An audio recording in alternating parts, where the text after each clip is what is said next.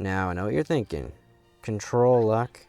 Luck is something that by definition you cannot control. What kind of madness is this? Clickbait! Well, prepare to have your minds blown as I break it all down. First of all, we need to understand what luck actually is. A lucky event is a happening that is both good and unpredictable.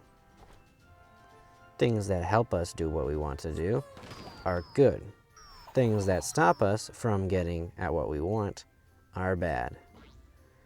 That's something worth thinking about because it's true not only in games, but also in real life as a whole. But I digress.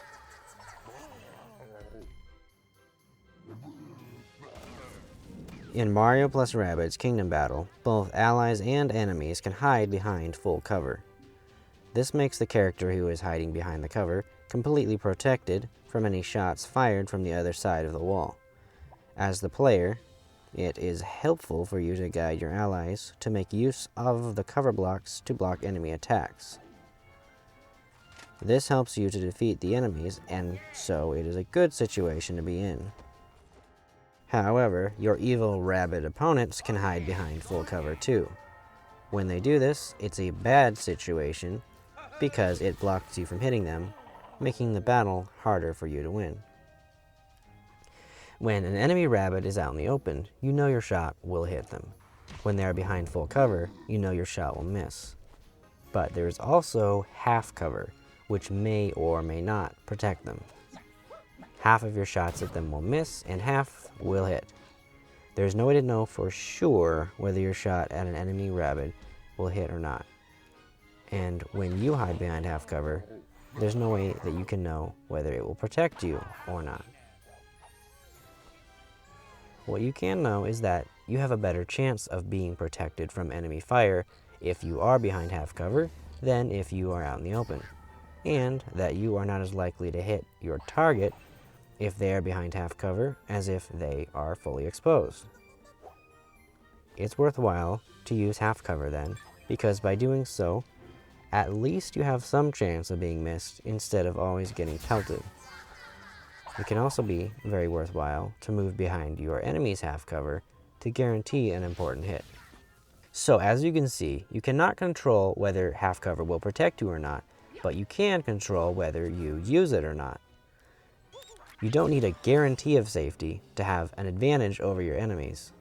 You only need to set your chance of success to be better than theirs, and to have a backup plan for if things don't happen the way that you hoped that they would.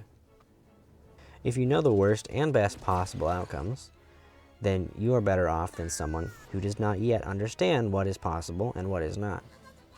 You also have an advantage if you know what is most likely to happen and what is least likely to happen.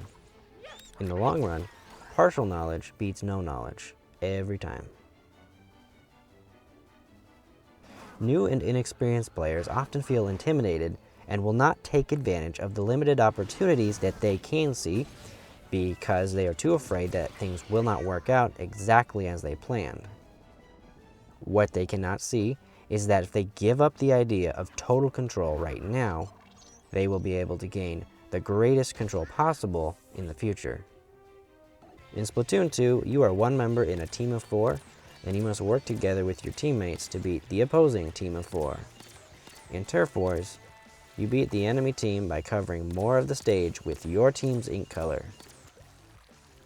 To increase your chances of winning, you can choose a weapon that is able to cover more ground in a shorter period of time, practice your aim with training dummies, unlock new clothing items to grant you special abilities, and upgrade your clothing gear to increase your special abilities even more.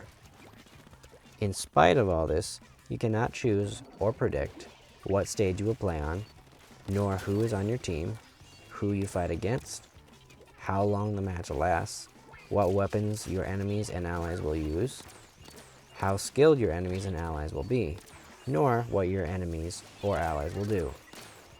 When your team loses, it's easy to blame these factors, but that is a mistake.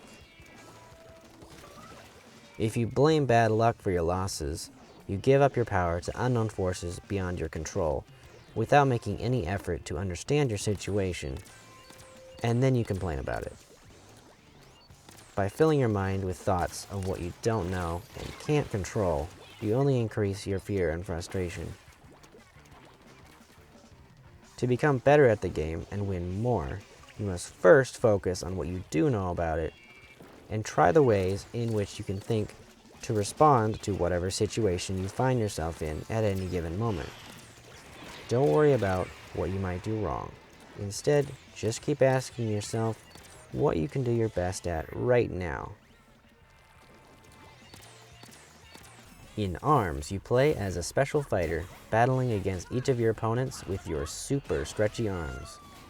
Your springy punching appendages allow you to strike your competitor from across the arena. The goal is to punch them enough times so that their energy runs out and they get knocked down before they do the same to you.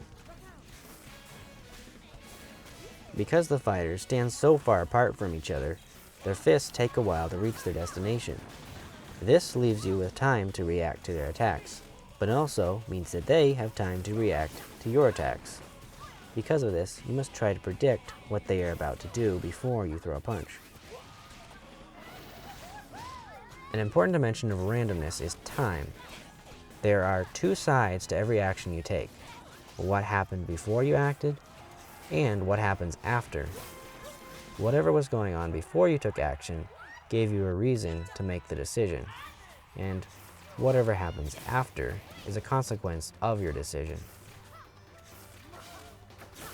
It's impossible to totally predict a skilled opponent in ARMS. This makes them a source of randomness that you strive to make sense of. Although you can't know exactly when they will attack, when they do begin to throw a punch in your direction, there is a small window of time for you to react to it. Randomness that leaves you time to react is called input randomness. When you get ready to launch an arm at your opponent, you try to predict the reaction so that you can land a hit. Once you commit to throwing the punch, you get to find out if your prediction was correct. The fact that you cannot be completely sure of their next move makes the outcome of your punch uncertain. This uncertainty in the result of your action is called output randomness. The more you practice, the better you will be able to read other fighters' movements. This will allow you to better dodge their attacks and launch effective counterattacks. It's important to realize that while you are reading your opponent's movements, they are reading yours. Use this to your advantage by paying close attention to how they react to your moves and then subverting their expectations. Or in other words, you figure out what they normally expect, then you give them a little surprise. Huzzah!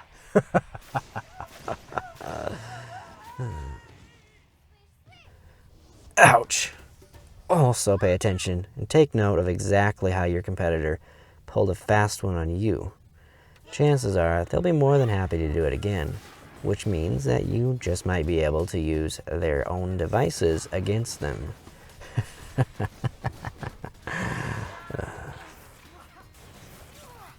Now, do you want to know what kind of people have the worst luck of all? Those who refuse to learn by taking risks and learning from their failures. Ironically, it is the people who most desperately seek comfort and security who find the most pain and danger to worry about. So if that sounds like you, then what can you do about it? Try your best, even though you know you will inevitably slip and fall along the way.